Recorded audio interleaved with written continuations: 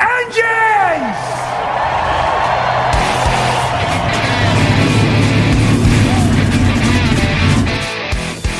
Hit the pace car! What for? Because you hit every other damn thing out there. I want you to be perfect. When I'm driving, I got a guy on the radio who talks to me. It's him. He talks to me. Well, I wanna be a race car driver. Pretty girls eating from my hand, yeah. Wanna live a life of fun and danger. No sweater working for the man, alright.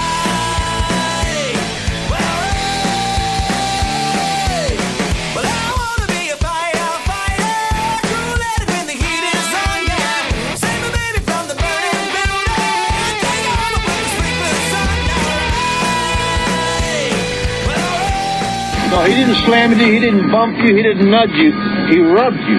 And rubbing, son, is racing. Hey race fans, welcome to the Hoobazoo Radio Network and welcome to Drafting the Circuits. My name is Frank Santoroski. I'll be your host for the next hour as we go everything racing from this past weekend. It was a big weekend of racing. Let me introduce you to the panel I have tonight. In the house with me, Mr. Seth Eggert, our NASCAR correspondent. Seth, how are you? Doing good.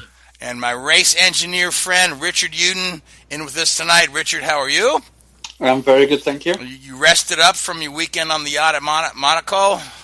Well, Back in May, did a bit of rowing on the lakes of Montreal this week. All right, so speaking of which, Montreal, Michigan, and Texas were the sites of the races this week. Formula One winner was Sebastian Vettel.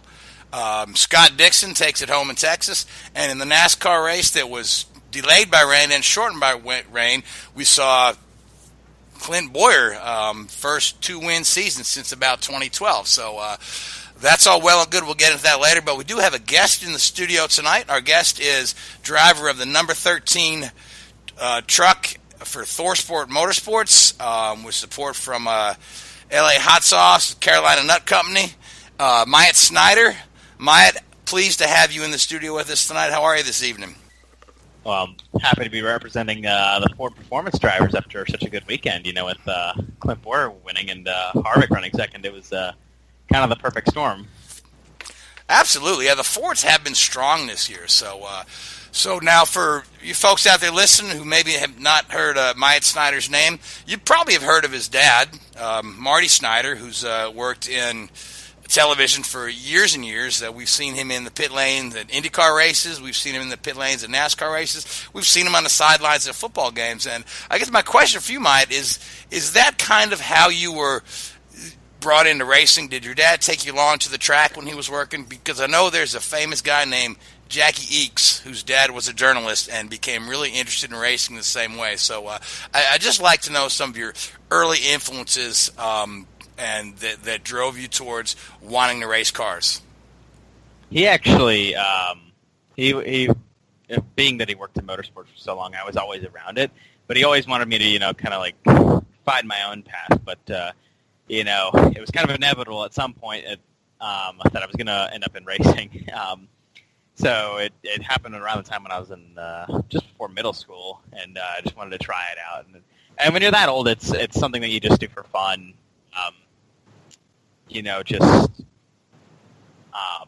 It's just something that you do for fun after school during the summer, and that's what it was until I was maybe about 15 or 16, and then I started taking it a little bit more seriously, running it more full-time, and then I started, I moved up to Legends Cars, I think, when I was 17 or 16, and then moved up to late models when I was 18, then ARCA a couple years later when I was 22 or 21, and then trucks last year, and I'm still in it this year. Now, going to the Cars Tour, you first started running that back in 2015. You had 10 top 10s in 10 races, 5 top 5s in the season. You finished third in the standings. You didn't get your first win until 2017. That was the U.S. Short Track Nationals at Bristol Motor Speedway last year. And then in ARCA, you were one of a select few, about 10 drivers, who won in their first career start. And just explain that progression, how going from a late model to an ARCA car, how big of a leap that is. Yeah, I feel like that whole season I had, the first year I ran a car store, was plagued with bad luck. Like I was running second, I believe, in the third race that we had at Orange County.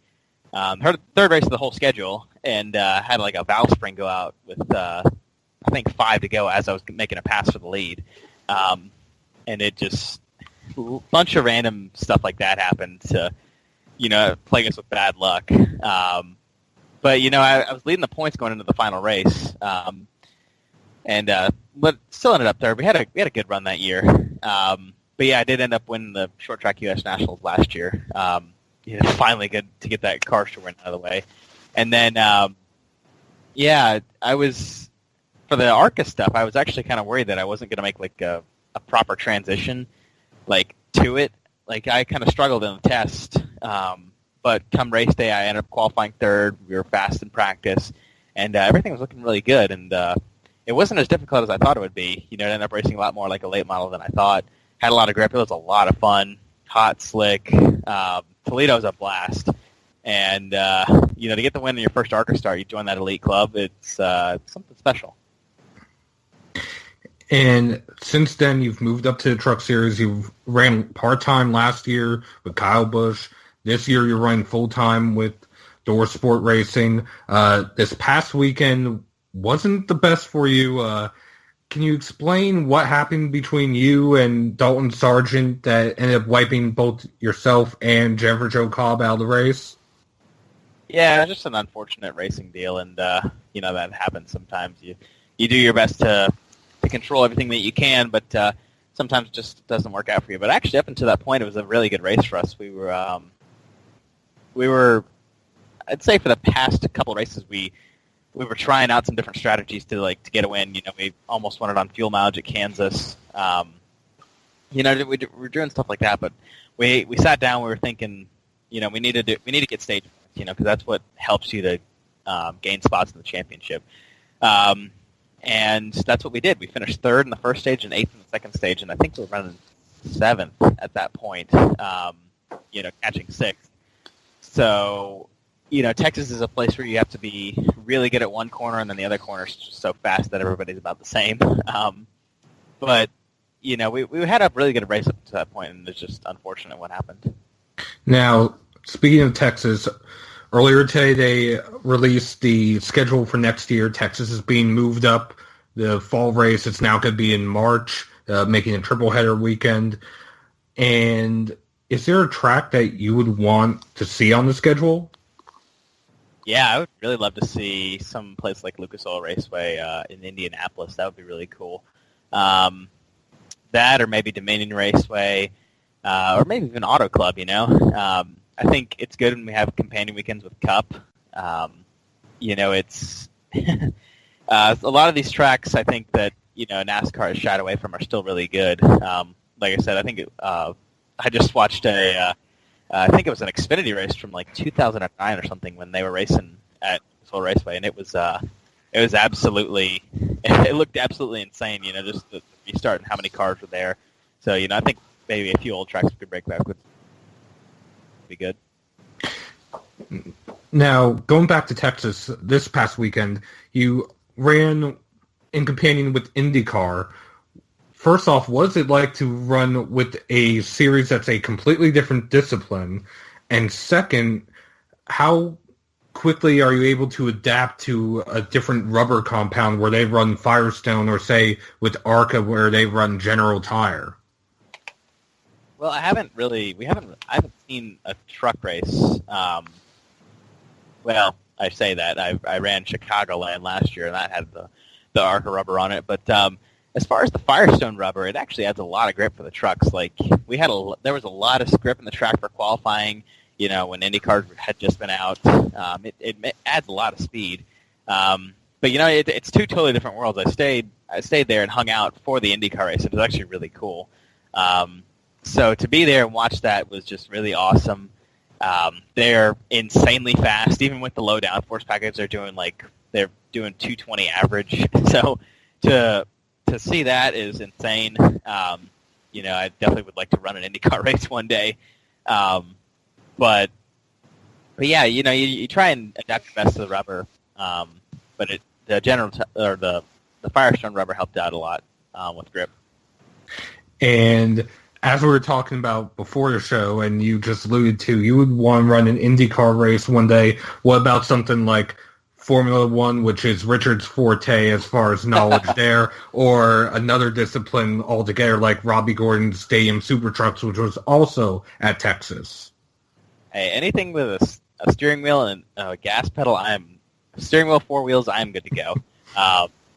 Formula One is something that I grew up wanting to race, but like I said, it was racing for me was not that serious until I was about 16, and from what I was told, you have to be in in a factory kart ride by the time you're 13 for that. So I was maybe just a little bit late on that one. But the Stadium Super Trucks, I think they were with us at Texas this past weekend, and it was insane to just watch them go through the jumps, hop over the walls, and beat and bang into each other. They look like a blast to drive, kind of like driving a land barge. But yeah. I would definitely love running a Formula One race one day. Now, one more question from me. To my knowledge, you have not run a race on dirt. So what are your expectations going into Eldora later this year? Well, I think we've seen maybe 3 completely different winners ever since it started, or 3 different styles of wins since we started, because as far as I can remember, of all the people who've won, it's been Darrell Wallace, Kyle Larson, maybe? Larson did win one. Yeah, and then Matt Crafton won last year. So you've got an up-and-coming kid who's never raced dirt, or I guess he's a cup driver now, so you can't call him up-and-coming, a legit dirt racer, and a wily veteran of the truck series. So you've got 3 completely different guys as far as I can remember. So I'm going in with an open expectation that knowing that just about any driving style can win there, and I'm just gonna have fun with it. I mean, you're driving a NASCAR truck on dirt. So how much fun can you have with it? Probably a lot.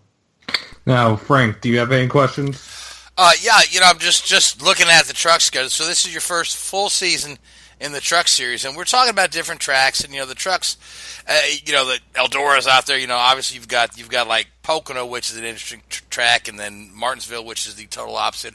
Is there a track that you haven't run on that you kind of really have circled on your calendar, and you're thoroughly looking forward to trying out? I would say Canadian Tire Park, Mosport. I always loved road courses, and I've been kind of starved of it. For a long time. The last time I ran a road course was in a Legends car. But being able to go up to Canada, I have family up there, and being able to run a road course in a big, heavy stock car is, something that you look forward to. It's a blast. You kind of sling them around the track, and you have a lot of fun. And of course, Eldora too. That one's going to be a blast. All these tracks are fun, and they're great to go to.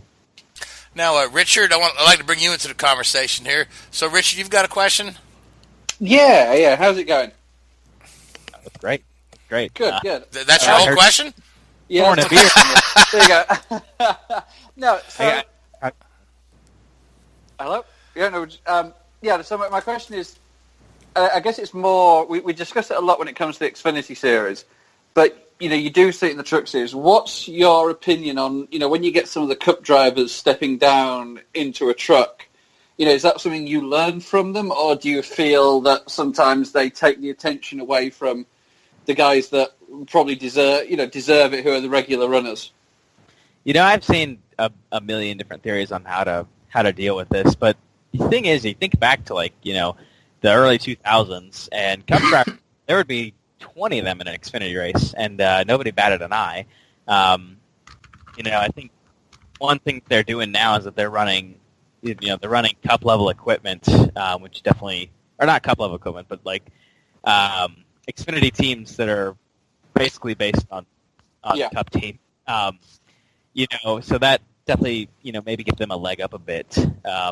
But I think it's a good thing, honestly, because you get to run against a really experienced person. You learn from them every time. Every time Kyle Busch is on the track, I'm wondering what he's doing and why he's doing it. And he obviously runs a lot of truck races. He's the only Cup driver who really does anymore. But any time that I can, learn from him, I think it's good for me personally. Yeah. Yeah, I mean, it's one of these sort of debates that's been going on so much lately, especially, Kyle Busch is probably the prime example. He turns up in an Xfinity car, and you are pretty much sort of fighting for second a lot of the time out there. But it does get the attention on the series, I guess, and it's good for the sponsors and it's good for the TV coverage as well. Yeah, absolutely. Anytime you can add broadcast value to a sport, especially some of the lower series that may not have as good a viewership as Cup, it's helpful. I think have it. As much as people like to complain about it, it does help the sport. It brings more attention to the younger drivers. While the guy may win, if you're battling for the lead with that guy, that Cup driver, then you're going to get a lot more notoriety than you would if you had just than if you had just finished second to a series regular. Oh yeah. Now, the next race for you is this weekend at Iowa. Ford has never won in the Truck Series at Iowa. With you mentioning earlier the dominance of Ford performance in the Cup Series, they've been running well in the Xfinity Series. Is there just something missing in the Truck Series for you and your team? Well, you got to think. We just switched to Ford this year, so we're trying to figure it out. Everybody's trying to figure out this whole Ilmor motor, spec motor. It's a little bit of a different ball game this year. But I think ThorSport has done a really good job at adapting, especially for how late that they transitioned to being a Ford team. I've seen a lot of great work from them, and we've actually been close quite a few times. Ben had a really good truck at Martinsville. I had a really good truck at Vegas. Matt had a really good truck at Atlanta. I think he ran like third. And Grant's been close a few times. So we've all been close. It's just we just need that one little bit of luck or things to go our way, and I think one of us will be in victory lane pretty soon. So, Myatt, are you ever spooked with the fact that you run the number 13? I mean, number 13 is, been considered unlucky in auto racing. It was actually banned in IndyCar racing for years and years. It was never used in Formula One. It was used very infrequently in NASCAR, and I think the stat is the only guy that ever won a cup-level race with the number 13 was Johnny Rutherford back in the 60s at a qualifier for Daytona. So, are you superstitious at all? Do you like the number? Was it that number by design, or is it just something that you could care less about? I don't have any problems with it. It with the black font on it and everything, it actually kind of looks pretty cool. I enjoy running it, and I wasn't going to go and tell ThorSport, we can't run that, It's if you're putting me in the car, whatever number you want. Exactly. No, I enjoy it. I try not to stay superstitious, but I think you make your own luck sometimes.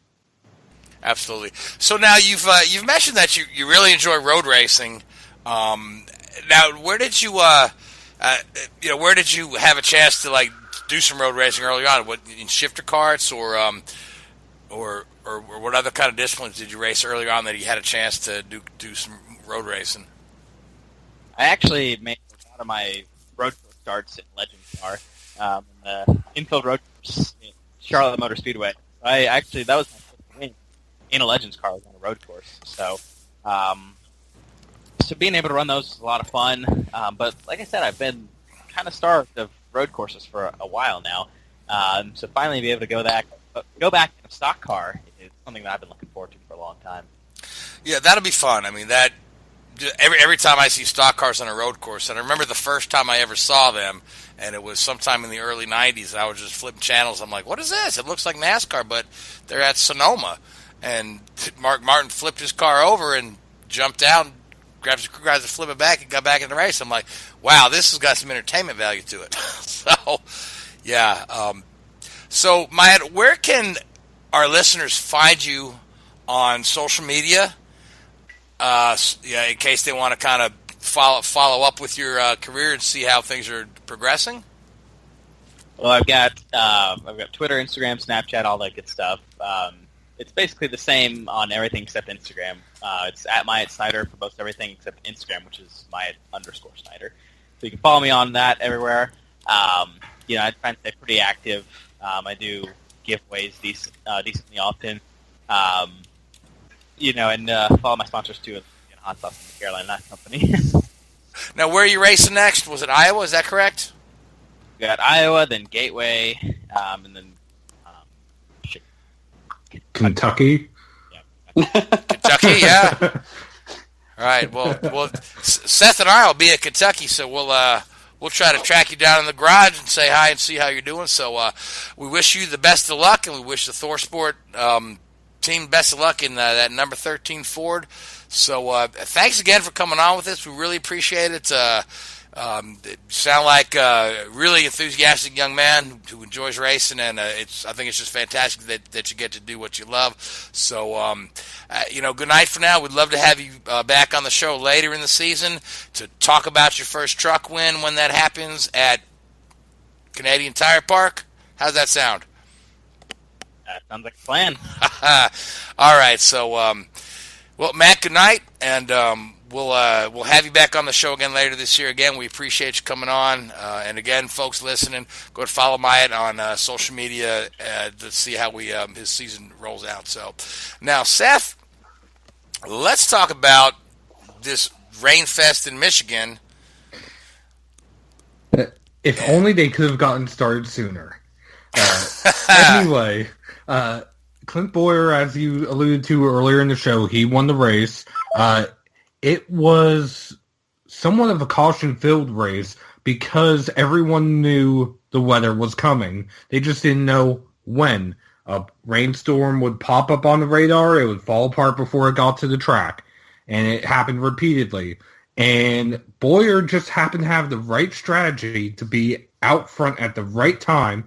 He took 2 tires, was able to hold off Kevin Harvick on a 2-lap restart before there was a caution for an incident, and under that caution, it rained.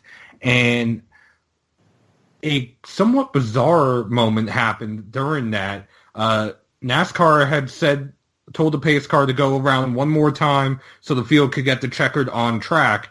The pace car went down pit road. The top 10 went down pit road. Everybody else continued to circulate until NASCAR caught it, had them come down pit road and stop them prior to the start-finish line and ended the race. Otherwise, it was a Stewart-Haas domination. Bowyer led 8 laps. Harvick led 49 laps. Kurt Busch led 46 laps. Only about 30 laps of the race was not Haas car. And if you break it down even further, only 11 laps were not led by Ford. So it was a Stewart-Haas domination. It was a Ford domination. Paul Menard got his first top 5 of the year. It's really interesting how the Fords have been strong, but mainly the Stewart-Haas Fords. The Penske cars have been good, but they just haven't hit victory lane since Keselowski and the non-points paying thing before Daytona. So, what do you think the difference is between what they're doing with Penske, what Penske's doing, and what Tony Stewart and company are doing? Well, there's a little bit of debate as to what is going on. Some of it may be personnel. Some of it may be the parts and pieces they're using. Logano did get that win at Talladega, but outside of super speedways, Penske has not won since last season. Stewart-Haas has found something. What it is, not only is the rest of the field trying to find it, but the other Ford teams are trying to find it. And even in Ford itself, you have Stewart-Haas as number 1. You have Team Penske with a very close second. then you have to scroll all the way down to about 30th to find either of the Roush Fenway cars. Ricky Stenhouse Jr. finished 29th after having a stellar qualifying run. So it's really hit and miss right now for Ford in some senses, and Stewart-Haas is just hitting it constantly. A couple stats on Boyer. This is, like you said, his first 2 or more win season since 2012. It was his 10th win, and he's just the third driver to get his 10th win in over 480 starts, joining Ricky Rudd and Harry Gant. Those are some big names, Ricky and Harry, yeah. So, but let me ask you this now, okay? So we've got there's 2 other guys at Stewart-Haas there who haven't broke through with the win yet. Now Kurt Busch has certainly looked pretty good this year, but that 10 car they still haven't seemed to got him in a position to win. Is it that the wealth isn't spread evenly at Stewart-Haas, or is just waiting for Eric's time for him to break through? Because I really haven't seen him mount a challenge. Trust me, the wealth is definitely spread evenly. He just moved over to Stewart-Haas this year. Some of it is just getting the team to gel. Some of it is also a little bit of the 10 car has always been the underperforming car at Stewart-Haas, similar to how at Hendrick for years and years, the 25 car or the 5 car or the 88 car at certain points of their 4-car team was underperforming. Right, and you've seen the same thing, say, like in IndyCar when Ganassi had, was running 4 cars, but only 2 of them would win. So, let me add, this is just a crazy question now, right? So, the 10 car was underperforming for years, right? But Danica was driving it, right? Everyone laid the blame on, Danica can't win, whatever. So, but now, the 10 car is still lags behind the others. I mean, does that give Danica something to say, hey, look, see, I was right? Or, because if Amarola would have come in and just started winning right away, I would agree with you. However, Almirola has been finishing in the top 10 and in the top 15, and the other comparison I can make is Roush Fenway took Trevor Bayne out of the car. They plugged in Matt Kenseth, and in the same amount... Which, by the way, they announced earlier today, I think Kenseth is picking up 10 more races. 6 of those were already known. 4 were added. So 10 total. 10 more total. And if you look at the stats for Bayne and for Kenseth in the same number of races so far this year, Bayne's average finish, 24.7. Kenseth's average finish, 24.8. Bayne's best finish was a 12th place finish. For Kenseth, a 13th. It's mirrored, so even bringing in that veteran, bringing in a former champion, nothing has changed, at least statistically, at Roush Fenway. So if the theory was just changing the driver, then the 6 car should have improved dramatically, having Kenseth, who won as recently as Phoenix in the playoffs last year. Okay, all right. Good enough. Now, Richard, you wanted to make some comments on the Xfinity race at Michigan? Yeah. I don't know if many of you guys got a chance to watch that race. But as with the Cup race, there was a lot of weather banded around. I must admit, I didn't see all of the race. I just caught the very end of it there. But you had this scenario at the end of the race where it was pretty obvious that weather was coming, and there was only going to be a couple of laps of racing at most. And I think the restart was with like 2 to go until the end of stage 2, and at the end of stage 2, the race became official. I think that was the case. So it was pretty much a shootout to the end.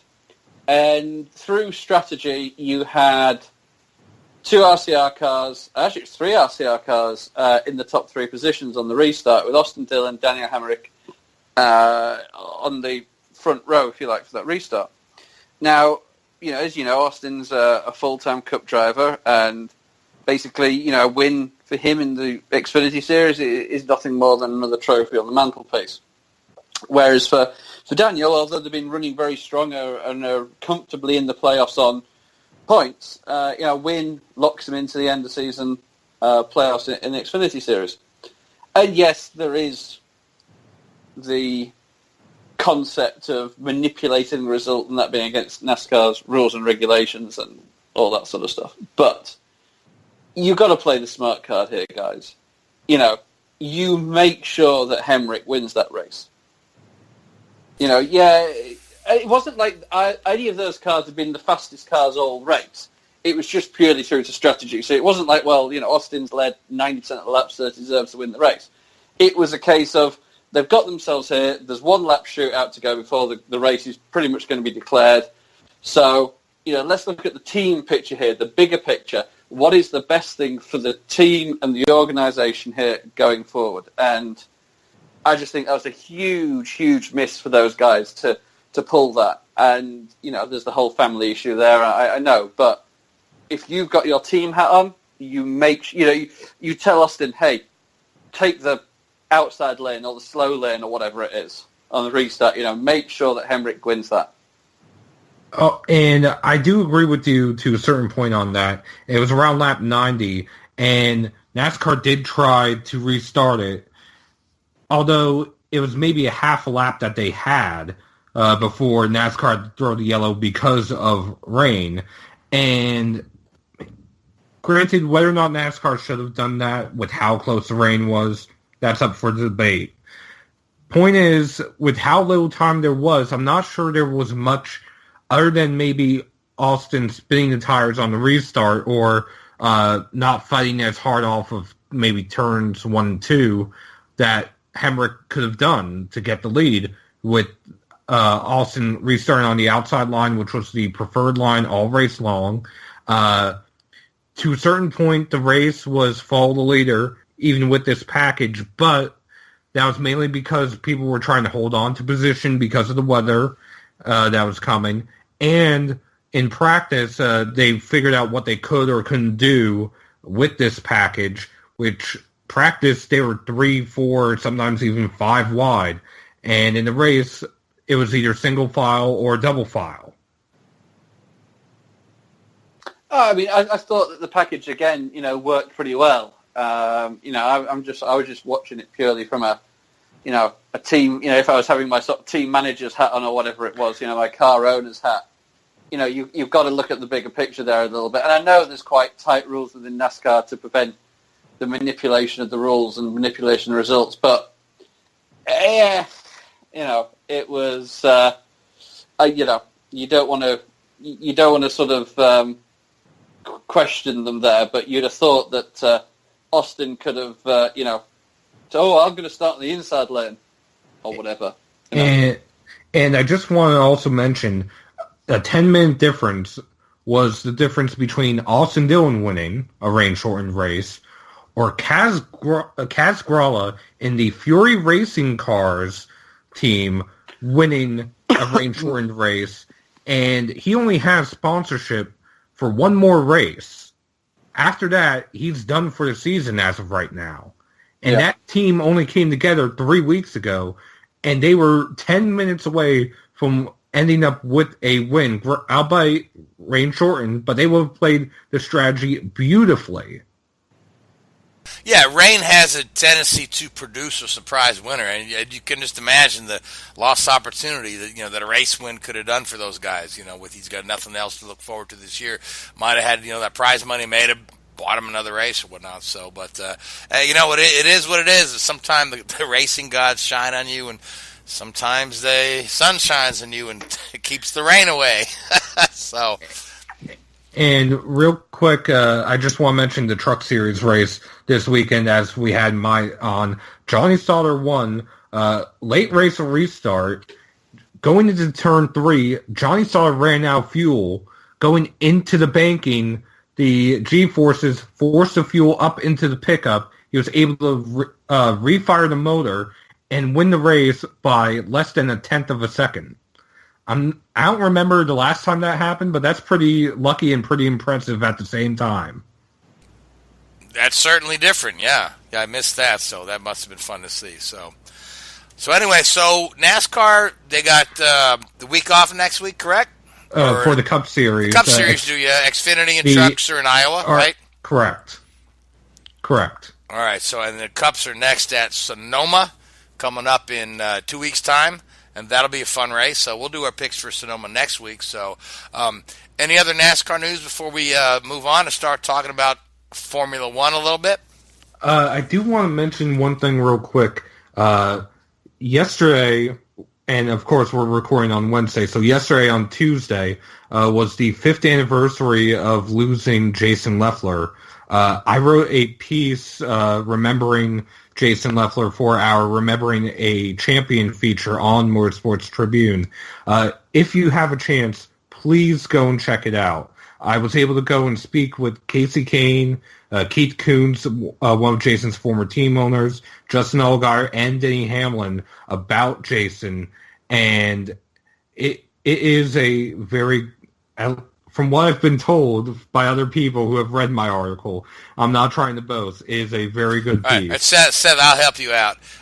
Okay. So you don't sound like you're blatantly self-promoting, but yeah, Seth has put together a really nice tribute to the late Jason Leffler, and has reached out to some of his friends, and you'll find that on motorsportstribune.com. You also can find links to it on their Facebook page. You find a link to it on our Facebook page, Drafting the Circuits. We've shared that as well. So really, really nice job with that, Seth. I mean, and you've gotten a lot of really positive response there. Yeah, even Denny Hamlin was. Hamlin and Kane have both retweeted it, and yep. Yeah. So good for you, Seth. Keep it up. So now, Richard, Montreal, one of my favorite tracks on the circuit there. Oh yeah. Pretty much, yeah. Everyone said that the race was boring. I don't know, but Vettel, good on him. Take the points lead back. Behind him. Let's talk about it. Yeah, I mean, as you say, it's one of the great tracks out there. It's one of the older tracks out there, isn't it? And it normally does produce excellent racing. Was this race as good as some of the classic Montreal races? Probably not. But I found it very strange, people bashing the last two races. Monaco, people bashed. I thought it was an enthralling race. Montreal, it's just great to watch the cars drive around there. I mean, sometimes you want to see all of this action, but sometimes you've got to sit back also and just appreciate how good these guys are. So that was one of my big takeaways from this weekend, really. To do what these guys do around there is pretty impressive. But it's an unusual... Montreal's been Lewis Hamilton's playground for the last few years now, and to a greater extent, we talked about it on the show last week. I certainly expected the Mercedes cars to go there and dominate again. But you had a situation where, potentially caused by the lack of updates that Mercedes bought on their engine package, both Renault, Ferrari and Honda all bought upgraded power units to the race, and Mercedes, due to a quality control issue, held theirs on potentially until France in 2 weeks. So they were a little bit on the back foot, but you still expected them to, probably do a little bit better than they did. And again, you saw this sort of strange weekend for Hamilton, really. He just wasn't there. Valtteri pretty much had the match of him and the beating of him, I'll say all weekend, but for long periods of the weekend, and then, came to the race. Hamilton just wasn't there. He did have a cooling issue, which they had to resolve on one of the pit stops by removing some bodywork, which was pretty impressive because it didn't really slow the pit stop down. But he sort of just wasn't at the races, and I think he finished fifth, and that handed the championship lead back to Vettel. And as close as it is, coming the end of the season, it could be weekends like this where Hamilton sort of pays the price. throughout the weekend, we saw, well, at the start of the race, we saw a potentially nasty coming together between Brendan Hartley and Lance Stroll coming through. Yeah, that was Lance Stroll being the hometown hero there. That was kind of sad for the fans in attendance to see him go out so early in the race, particularly that he won a... You could have put him out of his misery. Yeah, well, I mean, particularly, didn't Stroll hit the podium there last year? No, he finished in the points there last year. Finished in the points. That's right. His first points. And then the following race was Azerbaijan, where he did get on the podium. I think along those lines, anyway. But I mean, just you always, because Formula One being so nationalistic, you always hate to see the hometown guy go out early. No, for sure. Especially as he did well there last year. But again, Williams were poor again this weekend. Very, very poor. They're in real turmoil. I mean, they've lost Ed Wood, their chief designer, who was there when I worked with them, and they also lost the head of aero.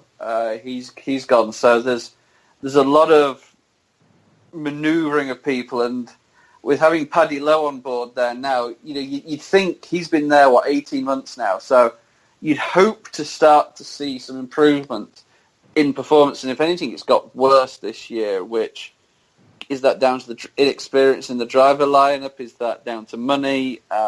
We don't really know. I mean, the power unit is there.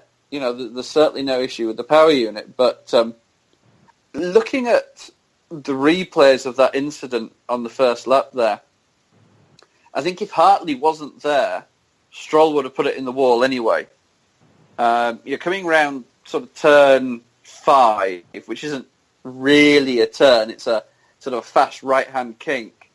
I think Hartley got a better exit coming off 4, which is the fast chicane, and tried to sort of go around the outside of 5, which would have been the inside of 6, onto Stroll, which is a move you can realistically make. And probably he had the position or had the room to make that work, but then Stroll got a large oversteer and the back end stepped out and just collected Hartley, and potentially it was a nasty coming together there. I don't think anybody could have apportioned blame. I mean, if they are, I think you have to point at Stroll to a certain extent, because he was the one that lost control of his car. I think if he kept control of the car, I don't think there would have been an issue. But it was a nasty little coming together there, which was it's a shame, because you want to see Lance do well at his home race, but as I said, it could have put him out of his misery, because those Williams cars have been pretty poor all season. Yeah. So let's talk real quick about the finish of the race and the early checkered flag.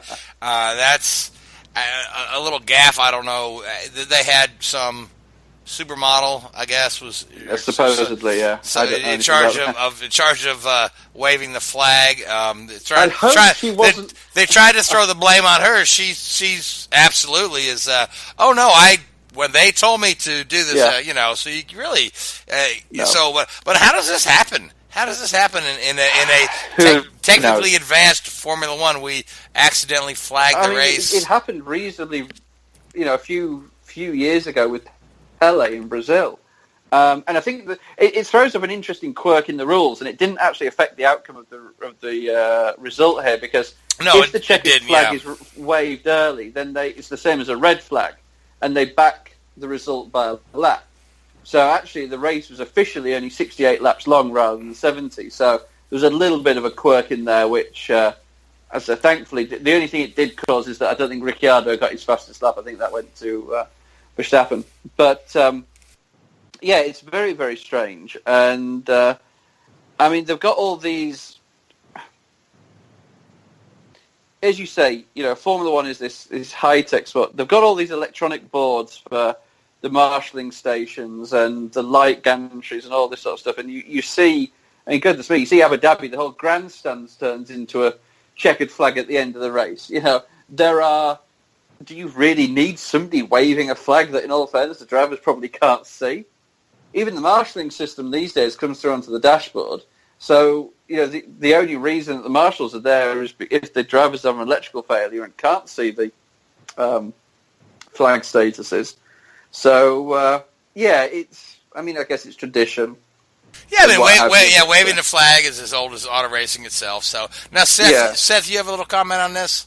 It actually did just one thing. Sergio Perez didn't get to make his pass on Kevin Magnussen. Granted, it was only for 13th place, so it wasn't in the points.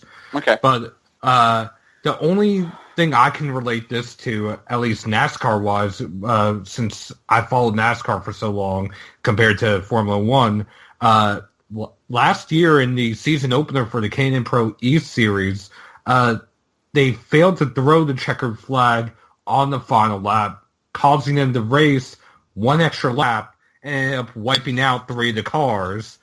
However, per NASCAR rules, it goes to the official race distance because it wasn't an official green-white checkered.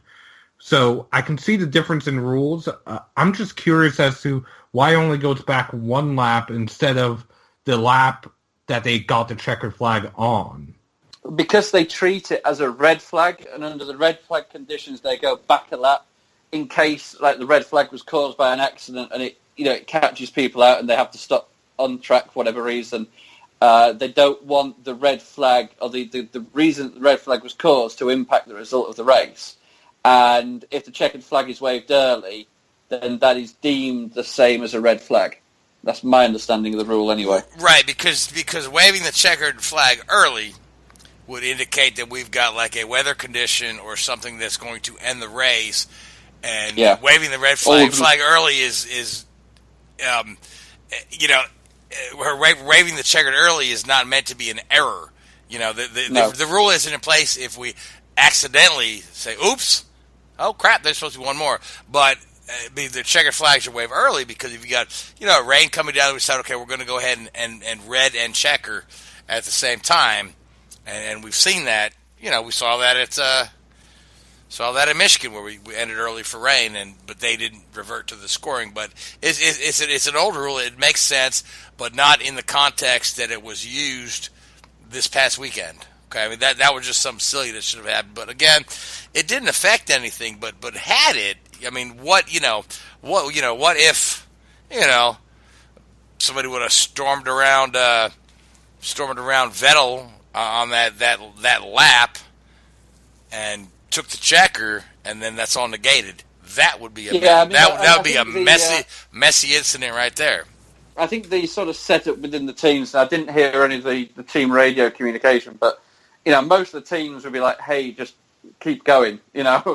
I'm sure they've got lap counts on their dash, and they know, they would have been some sort of radio communication with them. I don't think anybody. I would be interesting to look at the timing and scoring on that the lap times for that last lap. I don't think anybody sort of slowed down and waved to the crowd sort of thing. I think most of the teams knew that it was a mistake, and it's like, hey guys, just keep going, just in case. Now I know I heard something. I'm not sure if it was Vettel or Valtteri Bottas. I'll be honest, but one of the drivers came on the radio to his team saying that they hope fans weren't going to go and storm the track like how they typically do after an F1 race. Yeah, that was Vettel who made that comment, I think. All right, so let's talk about Alonso real quick, who had an absolutely miserable race, and it's thrown more and more fuel to the fire about Alonso walking away from Formula One and coming into a McLaren IndyCar program full-time, possibly in a technical partnership with Andretti Autosport. This keeps getting stronger and stronger. Zach is saying if things look favorable. Alonso has been quoted to say, "I've got a big decision to make in the next couple of weeks." So, that would be huge. That McLaren coming to IndyCar full time is a good enough story as it is, but bringing Alonso on as their driver as early as next year, well, that's pretty incredible, Richard. Yeah, I mean, it'd be interesting to sort of see that happen. As you say, it's looking more and more likely that it's going to happen in one form or another with the, Zach Brown having been in Detroit recently, and, they've got some pretty big names working on this project. And Michael was in Montreal in the McLaren pit. Yeah, so yeah, as you say, there's no smoke without fire on this one. The interesting thing about the Alonso sort of scenario is, and you've got to be careful when you say it's not being disrespectful to IndyCar, but a lot of the times when these guys do come over from racing Formula One into the IndyCar series, they're, at the end of their career. The Barrichello, the Sato, or they've lost a driver at a lower team. The Max Chiltons, the Alexander Rossi's, the guys like that. So to actually have somebody that, in all fairness, I would disagree that Max Chilton and Alexander Rossi are at the end of their careers, but no, I did say, I was also trying to make the point of they've lost their, drive. Lost their drive. It wasn't their choice. Should we put it that way? You're talking about guys like Emerson Fittipaldi coming over after a great career in Formula One. Yeah, and doing well. I think Nigel Mansell coming in right after winning the championship was huge. That was huge. Was huge. Yeah. Now, if you look at Alonso's results, Formula One results over the last several seasons, you're probably looking at a guy who's close to the end of the career, but he's as good as they get right now. So, but talent-wise, there is a huge caveat with all of those results, obviously, and you look at what was available to him and what he was, performing in. That McLaren Honda and even the McLaren Renault this year, there's no great shakes about either of those cars. So you certainly have to look at who he's driving against. And to a certain extent, I think Alonso likes the sound of his own voice a little bit when he says how great he's been driving. Well, yeah, of course he's going to say that. But, the guy's still got it. And if you put him in a Ferrari against Vettel or a Mercedes against Hamilton or a Red Bull against either of those guys, he's still going to be pushing them. He's still going to be there, and he's still going to, give as good as anybody. So it'd be interesting to see somebody come into IndyCar potentially who is at the top of their game still. Exactly. Yep. So anyway, and what he does, it could be very interesting. What do you want him to go out there and win and blitz the competition? Do you want him to go out there and struggle? What do you want him to do? It's almost like it'd be an interesting if he goes out there and wins the championship in his first season, like Mansell did. Everybody would be like, oh well, it just shows that the IndyCar drivers are no good. If he struggles, then it'll be like, oh well, the car's, he's past it and all this sort of stuff. It'd be very interesting to see. It'll be very interesting to see, yeah. So, but anyway, so we did have an IndyCar race this weekend. Speaking of IndyCar, and I've been kind of holding off the IndyCar segment till the end of the show, till my friend Christopher Deharde could join me. Chris, how you doing tonight? Chris? Okay, and it says Chris is online. So, Chris, it was worth the wait, wasn't it? No, not really. But anyway, so yeah, this Texas race here, I know Chris will join us here in a second. The Texas race has got a lot of mixed reactions from fans. Okay, Texas has produced these pack races and these. If you remember 2 years ago, the finish with Ray Hall and Hinchcliffe and Pagenaud side by side, getting real close and having these really thrilling finishes. But it scares the fire out of some people just to watch that. So, but this race with the new lower downforce package, Tony Kanaan before the race said, "Oh, it's going to be a boring race. Nobody can pass." That's not the race I saw. That's not the race I saw. I thought it was quite exciting, but there are a lot of folks who still felt a bit let down. And I'm not talking about folks in the know. I'm talking about just your general fan in the stands or watching on television felt it was a bit of a letdown because we had a large margin of victory and we didn't have the close wheel-to-wheel. And like every IndyCar writer from Robin Miller to bloggers like Christian Branch and guys like Christopher Deharde and Josh Farmer and Robin Miller have written pieces on my take on pack racing and my take on Texas, all defending the show that Texas put on. And I thought it was a pretty good show in Texas. Now, Chris, are you there? Oh yeah, I'm here. There he is. Okay. My response to Kanan's comments is simple. The only pass that he made was the one going down pit road after he tagged the wall. But it was not a good evening for AJ. First and foremost, it was not a good evening for AJ Foyt Racing at all. Matthias Lace's car went out in a blaze of glory, so to speak, very early in the race, and Kanan tagging the wall didn't do his team boss any favors. But I thought it was a decently good race. I wish it was a little bit easier to pass, but I think we had a decent enough balance. One thing that I think we should look at, that IndyCar should look at rather, is Will Power said that there was an incident with Will Power and Zachary Clement DeMello where Clement DeMello was trying to pass him on the outside. Power said he didn't know he was there because his engineer was chatting to him and his spotter didn't have a chance to tell him.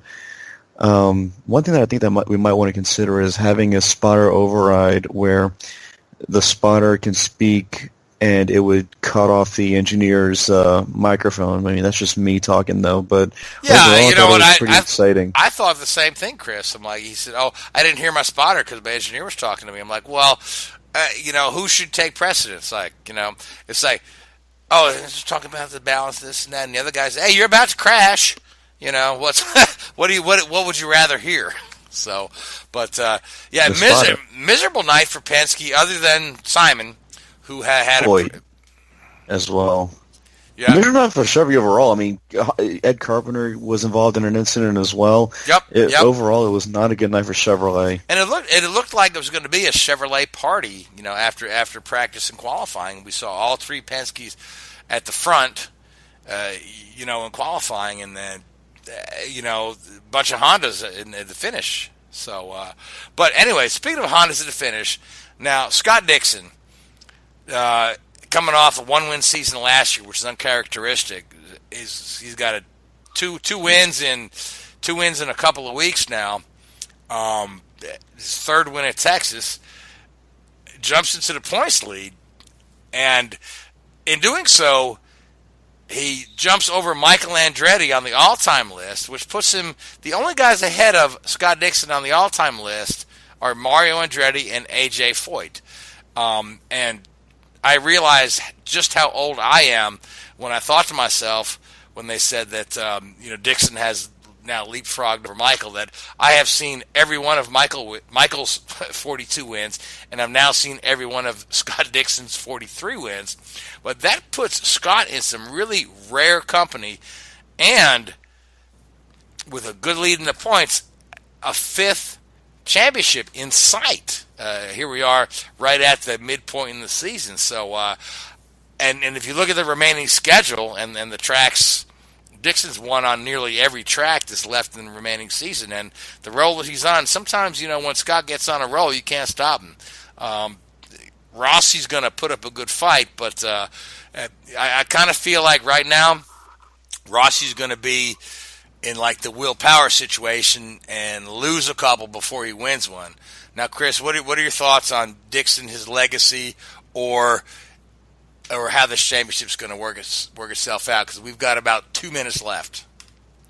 I think Dixon is going to win probably a couple more races. I think he'll probably finish in the top 3 in the championship if he keeps going the way he is. But I think the fight for the title is going to be between Rossi and Newgarden at the end. And I think Rossi's going to take this one down to the wire because I think he's been on that good of a roll. I do think, though, that we're leaving out a very important Honda driver in Sebastian Bourdais. I think he's going to do a good job in the later portion of the season. Craig Hampson's going to do a great job engineering him. And we still have to see how the Penske guys are going to fight back from, what happened at Texas. That being said, I think Dixon's in rarefied air. I also think that he hasn't gotten, in my opinion, the respect he deserves, because when you have only, Mario Andretti and AJ Foyt ahead of you on the wins list, that's extremely rarefied company, and I think that a lot of people have sort of, I guess it's because his wins are too new, but they haven't had a chance to truly appreciate his greatness. But I'm looking forward to seeing what happens when Dixon wins his 50th race, and there's only 2 races behind Mario Andretti, to see what people had to say about him then. Yeah, and that's all right in sight for Dixon. I mean, he's still young enough. I mean, people think that Dixon is deceivingly younger than you would think because he started winning. He started racing so early. You know, Dixon started racing a Volkswagen where he had to put a little wooden crate on the seat so he could reach the steering wheel when he was 13 years old. He won his first IndyCar race at the age of 19. He wasn't old enough to drink the champagne at the Nazareth Speedway. And now he's right up there, winning year after year. Four championships in the can, a fifth one possibly. So, but anyway, we are right at being out of time. Chris, thanks for joining us late. Chris, you have any last parting comments that you needed to get in before we wrap up? Road to Indy tested at Road America this past week, and an interesting name that I saw on one of the timesheets was Anthony Martin, who was the Pro Mazda runner-up last year, testing with Team Pelfrey. It's good to see him back stateside. I don't know if he's going to race at all for the rest of the year, but I really hope that he does. And I'm going to be heading to that Road America race after this coming weekend. This coming weekend is Le Mans. Looking forward to seeing how that turns out, and looking forward to going to Road America. Can't wait. And we've got a couple of IndyCar guys going to be at Le Mans. So do you have a list of who they are, Chris? I know TK's going. Bourdais. I know TK, Bourdais, and Dixon are there. And Dixon, right. As well as Alonso, who's going to try to finish up his... and Mikhail Loshin. Oh, Loshin. It's a blast from the past. Yeah, I'd love to see that guy back in the car. But anyway, guys, we are out of time. I want to thank you, Seth, for getting Myatt Snider on the show tonight. I want to thank Myatt for coming on the show. A great interview. Again, keep up with this young man who's driving for ThorSport in the truck series. Richard, appreciate you every week coming on. My friend Gray, you're not with us this week. You're off doing other things, but we're still thinking about you. And Chris, thanks for coming on late. Wish we had more time to chat, but we are out of time. So I want to thank the Hoobazoo Radio Network. I want to thank iHeartRadio, Spreaker, and good night, guys. WHOOBAZOO, that's Hoobazoo.com. Enter website, enter website, enter website, enter website.